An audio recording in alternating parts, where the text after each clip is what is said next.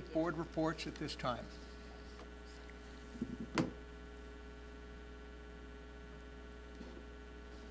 Okay. Policy. We had a policy committee meeting on October 9th. The policy committee went over the proposal for the section 200s, which was just a review. Dr. Schaefer is passing those along to all appropriate administrative heads to review that. And then policy 103 is being reviewed. All these policies will be up before the board for a first review, our first meeting in November, and then a second potential review again for a vote end of November. And in addition, what I put on tonight, there is one policy in right to know, and our solicitor's firm, Sweet, Stevens, Katz, Williams, added a paragraph to fight the increasing bot requests for information. There have been several firms that have been fighting this, so that's the only addition. I'll read it when we get to that point. But if anybody's familiar with the right to know request, there have been several spam requests, and so now we believe we have an intervention in place. Thank you very much. Okay. Next would be our student representatives. Good evening, everybody. Okay, so tonight I will be going over the academic report. Progress reports for making period 1 were made available via Infinite Campus on Friday, October 14th. For the co-curriculars, students celebrated a very epic Spirit Week last week, which concluded with our homecoming dance this past Saturday, October 12th. Student Council planned an afternoon of activities, aka Fun Friday, on Friday, October 11th. The grades competed against each other in the scavenger hunt and gym class heroes for points. The senior class of 2025 won the Golden Tube, which was very much expected considering they won last year as juniors. Senior class officers brought back the tradition of the bonfire with local help from several companies that donated pallets, and our local fire company supported our efforts in keeping everyone safe, and this all took place last Wednesday, October 9th. Some information for our parents. We encourage students to check their guidance Google Classroom for updates on college visits. Last week we had visits from Lebanon Valley College, Loyola University of Maryland, University of Pittsburgh at Bradford, and University of Rochester. Today, October 16th, Ursinus College visited, and tomorrow, October 17th, will be Villanova University. Grief groups are starting up for students who have endured a loss of a loved one. Parents and students can email Ms. Copley and or Ms. Ferretti for more information. And lastly, the PSAT is being offered at the high school on October 26th for any sophomores or juniors interested in test preparation for taking the SAT. Those are all my reports for the evening. Thank you so much. Thank you. Thank you.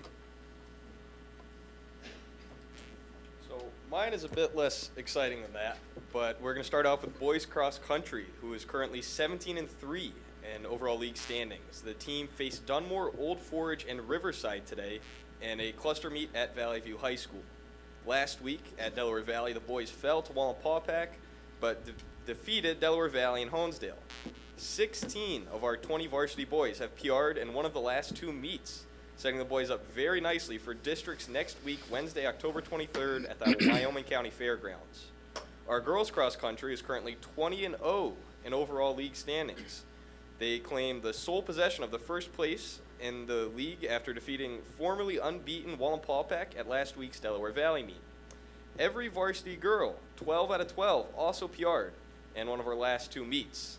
And with another Abingtonites first, we had 5 girls run under 20 minutes. And this beat our old record of 4 at Montrose. And I just want to highlight that.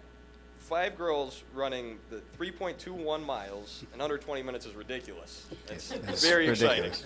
I don't think I could do that. And I Well, ran cross country I was just for a gonna long ask, time. yeah, I was just gonna ask what you can run that for.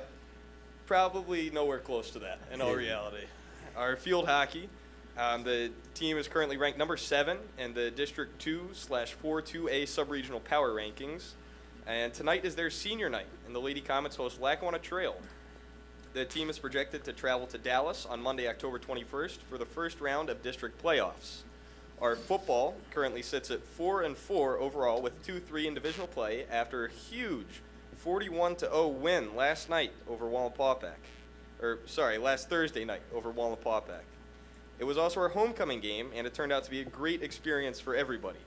The team is ranked number 2 in the District 2/5A power rankings, slightly behind Delaware Valley. The Comets travel to Scranton High School before hosting their final regular season game on this Friday, October 25th, at our Abington Heights High School turf field. The boys golf finished 10-2 and is currently 15-2 overall, heading into their second consecutive PIAA team championship tournament on Wednesday, October 23rd. The boys won their 3A league championship over Honesdale on 10-2 and followed up with their second consecutive district championship, defeating Pittston area on October 4th at Fox Hill Country Club. On October 10th, they defeated Athens area of District 4 in the team sub-regional final. Individual golfers heading to states include district champion Cade Kelleher, district runner-up Robert Munley, Philip Matthews, and Robert Bingham. The individual tournament will take place on Monday, October 21st and Tuesday, October 22nd. The remaining team members will be joining the group on Wednesday, October 23rd for the team championship tournament. Both events will be hosted by Penn State University and will be played on the Penn State golf courses. The girls' golf is currently 9-5 overall, coming off a thrilling week with their first ever District 2 title. Sophomores Brianna Moffitt and Liz George led the way with an 84 and 87 respectively. The Lady Comets totaled 269 to finish ahead of North Pocono, who scored 283. The team faced Jersey Shore, the District 4 winner, on Thursday, October 10th at Fox Hill Country Club and fell short by 9 strokes. And unfortunately, they just missed the opportunity to qualify for an automatic bid to the 2024 PIAA State Team Championship being held on Wednesday, October 23rd at the Penn State golf courses. The Lady Comets are awaiting word from PIAA to learn if they are one of 2 of at-large bids for the state championship. The boys soccer is atop the Lackawanna 2A Division I standings and sits number 1 in the District 2 3A power rankings. The boys host Scranton tonight in their last regular season game. They are projected to host throughout the district playoffs, which will begin on Saturday, October 26th at the high school.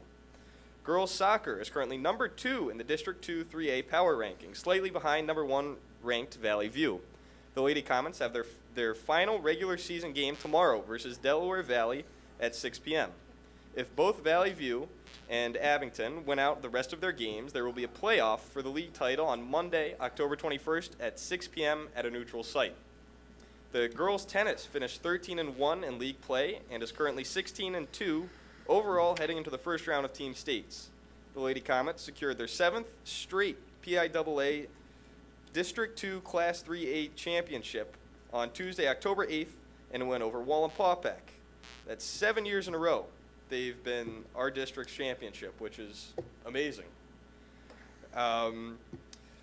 Let's see. District champions include Bernie Mullen, Susan Arp, and Mary Booth. In the singles tournament, Susan Arp won her 3rd consecutive District 2 3A singles championship and will advance to the state singles championship tournament on Friday, November 1st. The district doubles tournament will start tomorrow at Wilkes University, where the first team of Sona Hanamali and Mary Booth and the second team, Amicia Mitt and Sammy Rosenstein, will represent the Comets. The girls volleyball, the team is currently number 4 in the District 2 3A power rankings, which would merit a home playoff game should we retain the position in the standings. The Lady Comets are on the road at West Scranton on Friday, October 18th, to host Dunmore, Saturday, October 19th, and travel to Forest City on Monday, October 21st. Our college recruitment education night is scheduled tomorrow, Thursday, October 17th at 7 p.m. in our Abington Heights auditorium. There are currently 30 families pre-registered to attend. Our Comet Leadership Council has worked hard last week for all of our homecoming games. And as well, we hosted the PIAA Officials Appreciation Week recognition. We had excellent attendance at all of our homecoming games, and we even had some incentives for the group, including a pajama night with free ice cream donated by Fidelity Bank at past Friday's boys soccer game, along with other prizes and giveaways that took place at other events across the week.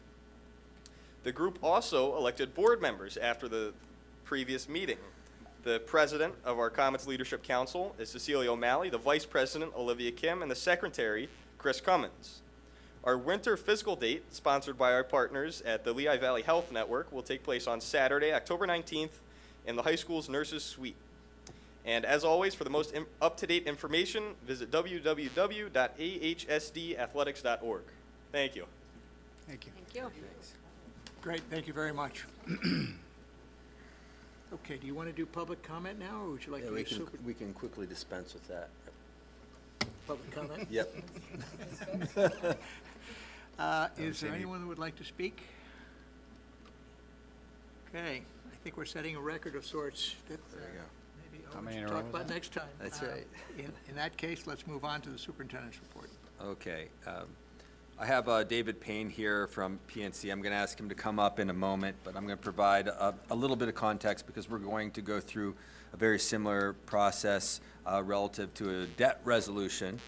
And I wanted to bring David here to answer any questions that you may have. But as I hope everyone knows, that we have started a very big addition and renovation project at the middle school, approximately $50 million.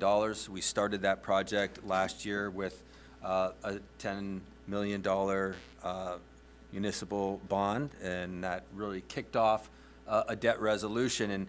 And we started that early, and we did that on purpose. And that is so that David with PNC and our public financial advisors could monitor market conditions.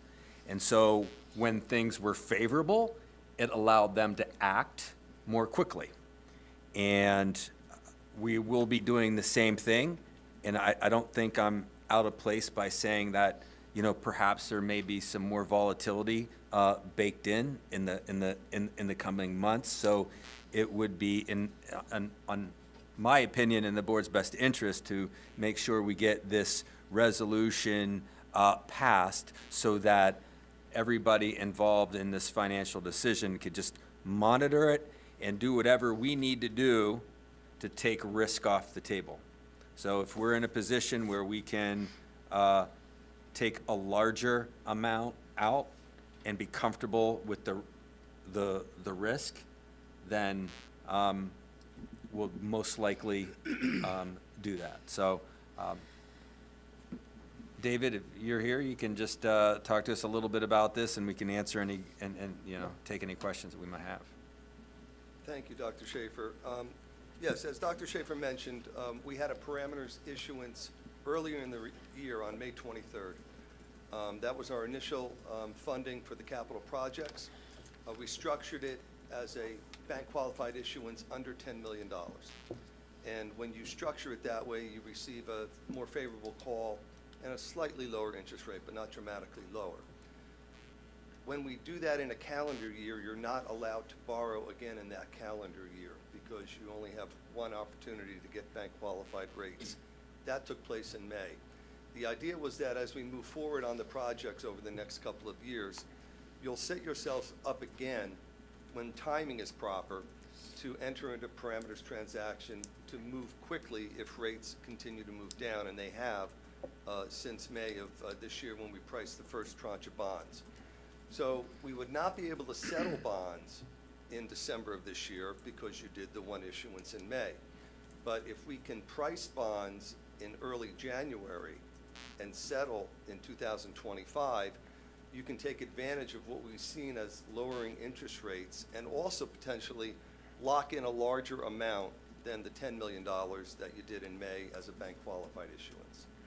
So next month you will have a parameters resolution and you'll have a bond purchase agreement from PNC Capital Markets to vote That parameters issuance will be sized at a maximum aggregate amount of $30 million and will probably have a maximum interest rate of 6%. Now, go back to April and May when we had these discussions. They are not the amounts that you are borrowing, and they are not the rates that you're going to be locking in. For comparisons purposes, we had a 6% max rate back in May of this year. Your bonds actually came in at an all-in yield of about 4.2%. Right now, if you did the same type of transaction, because of the lowering of interest rates and the Fed following through on their indications that they would cut the Fed rate, which they did a month and a half ago, right now that same borrowing would be in probably at around 3.75%. So by doing the parameters in November, we'll set up the official statement, which tells the story of the district and the issuance. We'll communicate with the rating agencies in New York, and we'll be prepared within that parameters issuance that you'll vote upon in November to go to market as early as the first week of January.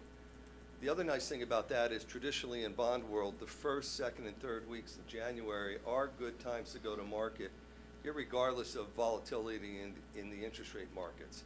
It's because everybody, all the banks and investment companies settled their books for 24 in December, and now they have new cash to invest going into 25.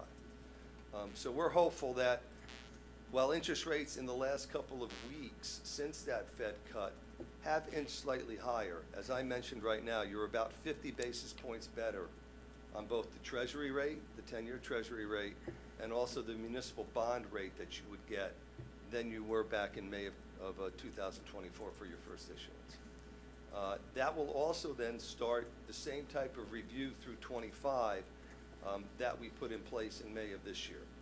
So if you do an issuance in January, if we feel the rates are low enough that you want to hedge and lock in those rates for something less than $30 million, you'll do so. We'll follow interest rate markets and economic activity throughout 25, and then look into the fall as we approach the end of next year in terms of setting up another parameters issuance to continue the accumulation of your project funds for your total project. I'll make a statement, ask you a question, and I can open it up. And I should have provided this in the context.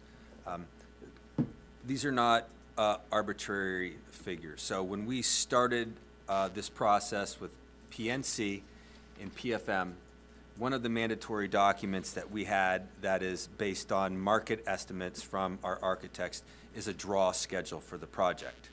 So what are the anticipated quarterly bills for this project? So next year, when we are full run on the middle school, the cost would be approximately $23 million, okay? So that would be to pay the bills for them. So here comes the question. So when we talk about taking risk off the table, we have done very well in investing our funds.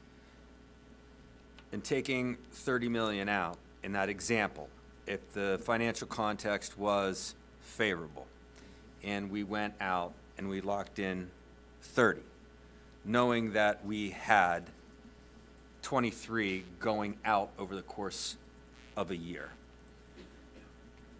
and the market remain favorable from an investment standpoint, T-bill, for example, or Pliget, we could invest, and we would have to use the positive arbitrage towards the project. Is that correct? So any money that we make off of that gets placed back into that debt service. So in an atmosphere where, and it's been this way for the last 2 years, we are able to take advantage of it as an investment, that is another upside into locking that in. So that helps you with unanticipated costs, change orders, the such, or expanding some things.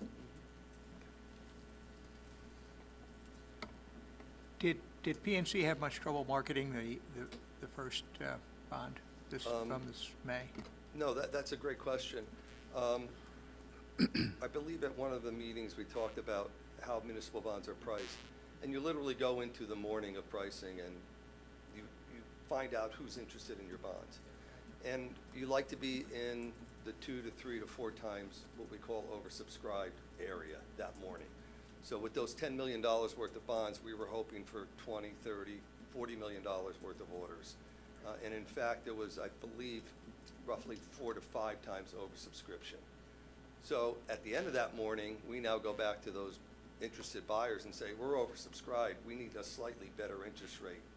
And you have 30 minutes to come back with a slightly better interest rate, and they did. So we were in that area of about 5 times oversubscribed, which is where you want to be. You have a great rating, AA stable, it's a great story. The projects are moving forward. And again, January just being a great time to enter the market, seeing that there's more funds to invest at the beginning of January than the end of December, I would think there would be that same interest. And probably the majority of it will be from the previous buyers of your issuance in May. That's because they took their own credit eyes to the project and okayed it. It's gonna be a lot easier in January. They've already done their credit review. We expect the same names to come back again and be interested. So you're not seeing any headwinds in terms of marketing this? Well, the big headwind is next November 4th.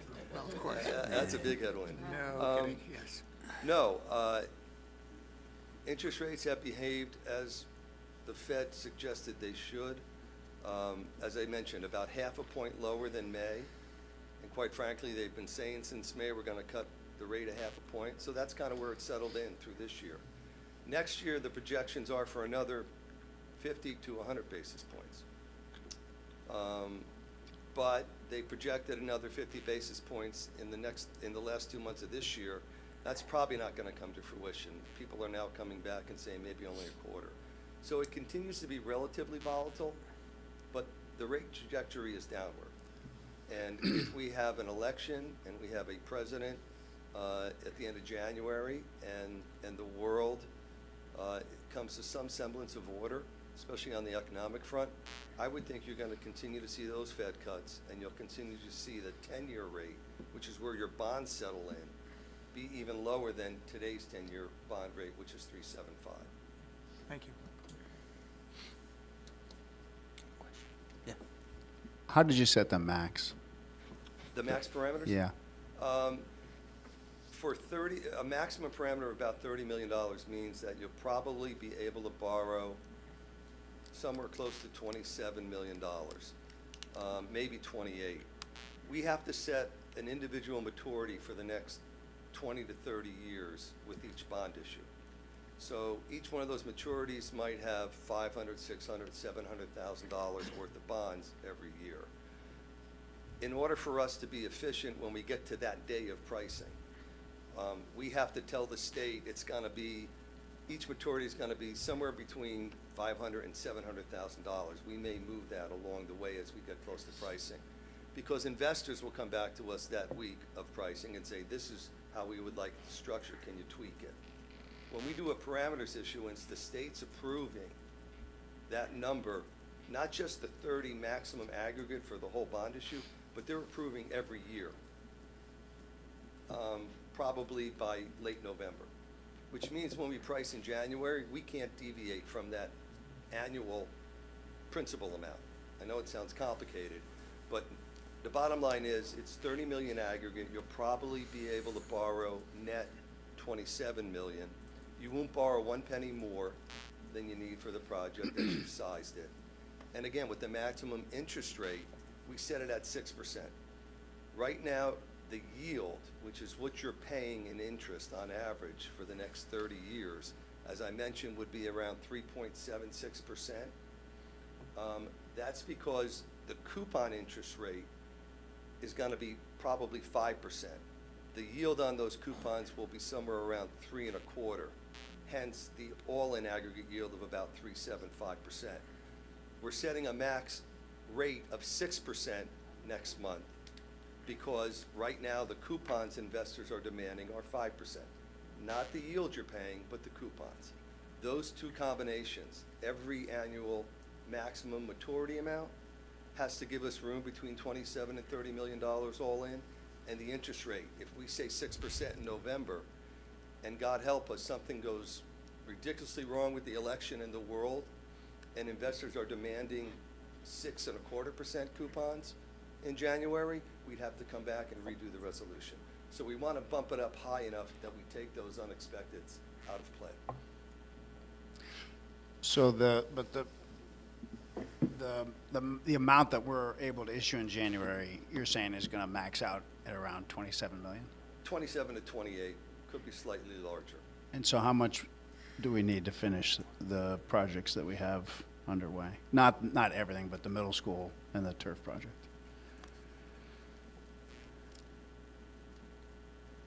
We'd be in that, take a look, 40, 45 range. Right. And so what's the logic behind not funding? Because you have 3 years to spend the money. Do we not have the budget room to issue a larger bond today and take all the risk No. off the table, or? You do, and this is a draft proposal.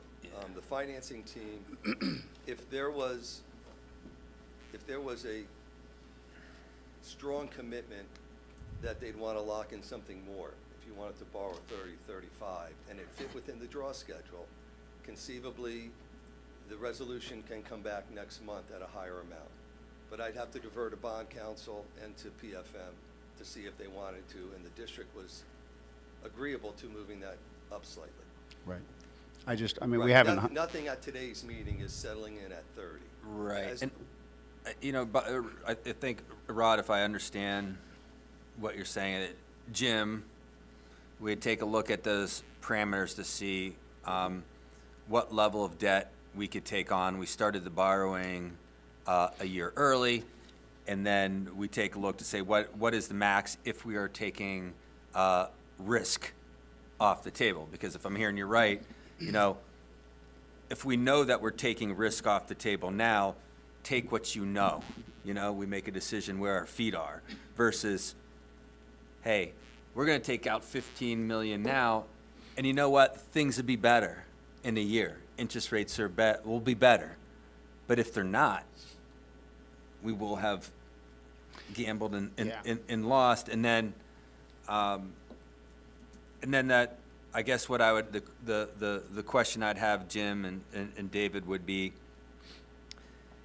if we're able to look into this and say, we have enough to attend to the debt service, look at a bond resolution at a much higher level, what may be the impact when we go to S&P? Again, pending on the strategy, Rod, I'm bird walking here. Like Yeah. if you were to go into your cap reserve to pay off the debt service, is it better to mitigate risk and do that for that long-term Right. vision? I think- I hope that sounded coherent. Yeah, the risk that I have in my mind that you balance is that you have the risk of funding it and then not being able to spend the money, right? That's a risk. Like, a if you fund the money, we have a deadline where you have to spend the money, right? But that runway is pretty long at this point, and we're getting closer to Bless you. signing a contract to build a middle school. We haven't done that yet, right? But we've approved the design and we've approved the process, but we're getting closer. So balancing that risk with the other risk, which is like, everybody here is old enough to have been through these markets. Like in 2007, the lending market literally stopped. It literally shut down for a while, a long time. So I hope that doesn't happen. I don't think it's going to happen. But that's the risk that we're exposed to, is if we start this project and we don't have the capital, we might not be able to get it for some period of time. The markets could get much higher in cost, or they could just shut down. So that's the two risks that I try to balance. And I err on the side of the market risk. Yes. Because I'm not a construction expert, so.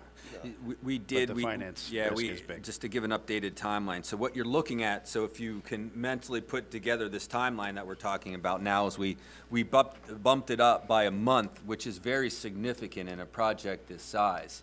So we already have an RFP out for a construction management firm, right? They're there to make sure the GC and the subs are doing what they said they're gonna do in a way that they said they were gonna do it and on time, okay?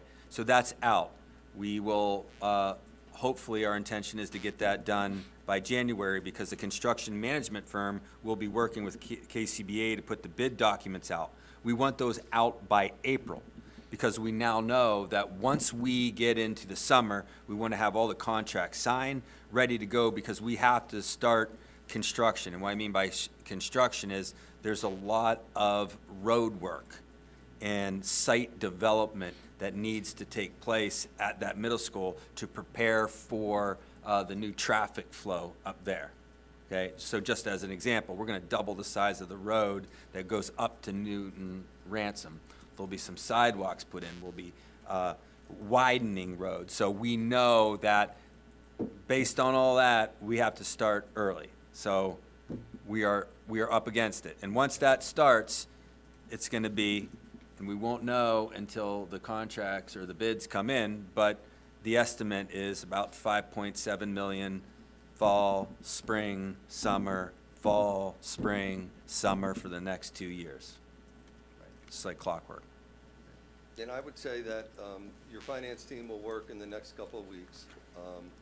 We'll talk about the potential to take risk off the table with a higher amount. Right. You have to remember, the tax law rules about spending it in 3 years is important. Correct. Also remember, when we started looking at these schedules a year and a half, 2 years ago for somewhere close to $100 million, we had it phased in over a much longer period of time. And original phases had us doing 10 million last year and only 15 million this year. Part of the reason for that is you have to phase in your millage increases too. And you have to give yourself time for that.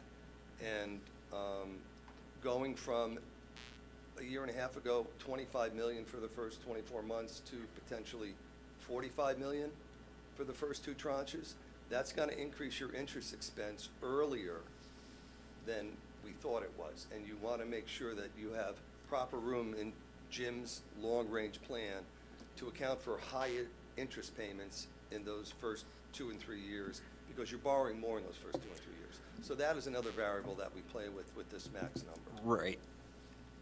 In that, sorry, in that original scenario too, and I'm not, I'm not the financial manager, but in that schedule, we also had the last borrowing being the least because we were utilizing cap reserve funds, Yep. right? Yep. So in this case, it would be saying like almost the opposite, to say if we take risk off and we have to use cap reserve, is the long-term play better doing that versus the inverse? Right. To Chris's point, how do the rating agencies look at it? If we suddenly turn around and go out for a lot, Rating agencies, if that was the specific question, as long as bond counsel was okay with the project needs, the schedules, and the 3-year rule, they've already looked at you, even with just the $10 million borrowing in May, because you told them, we're just not borrowing 10 million, we're gonna be borrowing close to 100 million. So they pretty much already signed off on your credit to a 4 to 100 million. They'll rely on bond counsel and the financing team to properly structure it so you don't run into issues. Right. So they won't have an issue if we said back in May it was gonna be 10 and 15 next year, and now it's 10 and 35. Right. They will not. very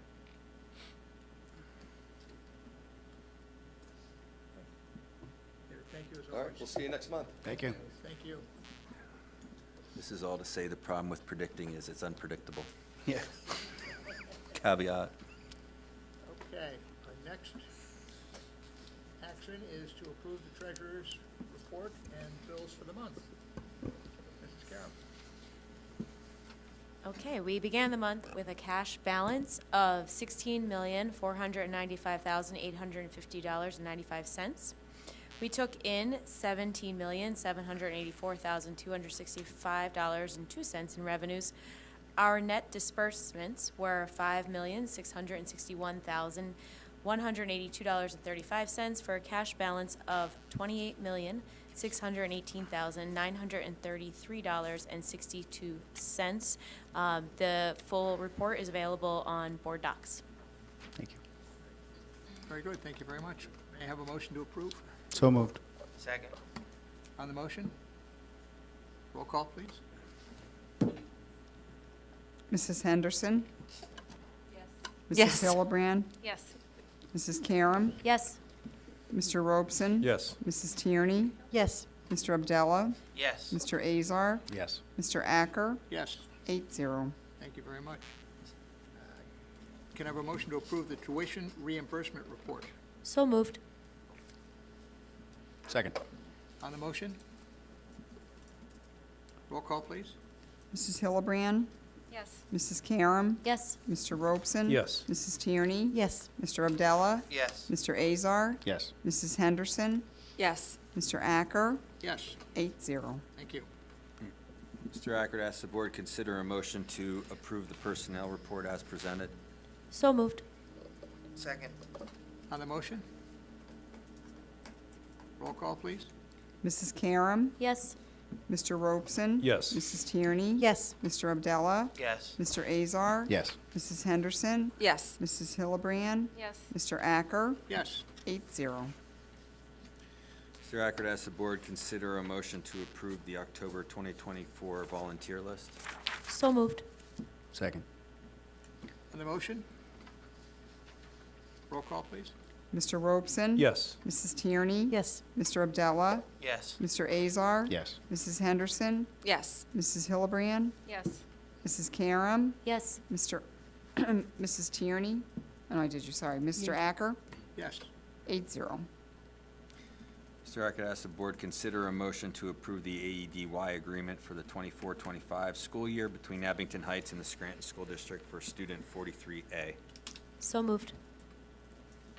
Second. on the motion? Roll call, please. Mrs. Tierney? Yes.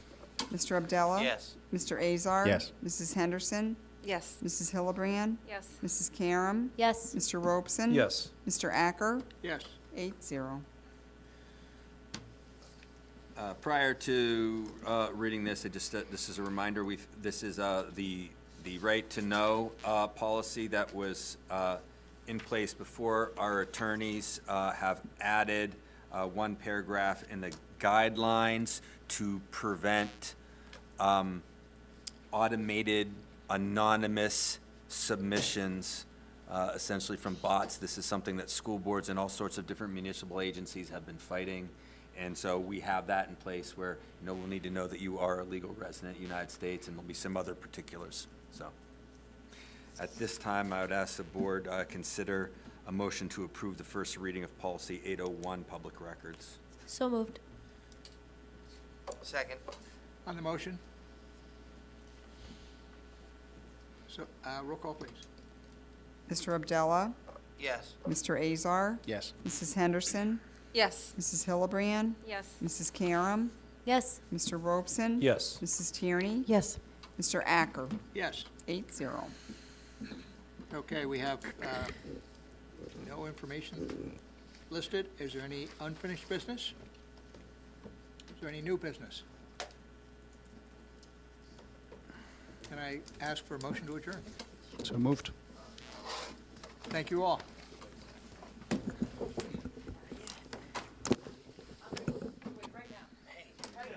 I saw Mimi and her kids at church.